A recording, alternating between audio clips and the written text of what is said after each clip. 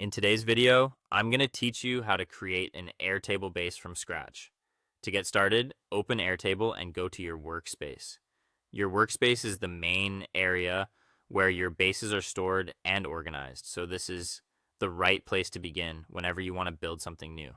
If you already have multiple projects in Airtable, take a moment to make sure you're in the correct workspace before moving forward.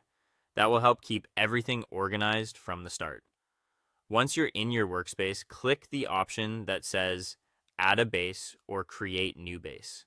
This is how you begin setting up a new Airtable base, which is essentially your custom database for tracking information.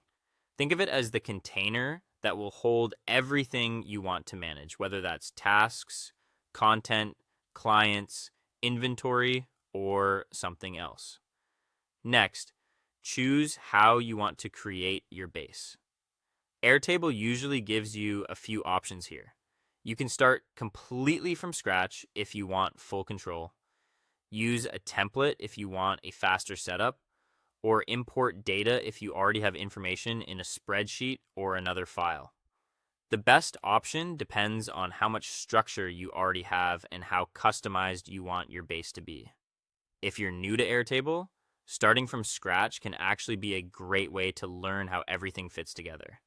After that, give your base a clear name. This is important because a good name makes it much easier to find later, especially if you end up creating several bases over time. Try to use a name that matches the purpose of the base so it's immediately obvious what it's for. Now it's time to set up your tables.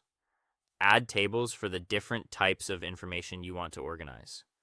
Tables help separate categories of data in a clean way. So instead of putting everything in one place, you can structure it logically. This makes your base easier to use and easier to maintain as it grows. Once your tables are in place, add the fields you need. Fields are the columns in your table, and they define what kind of information each record will contain. You can use field types like text, date, status, attachment, or formula depending on what you need to track. Choosing the right field type helps keep your data accurate and useful. Finally, start adding records to your base.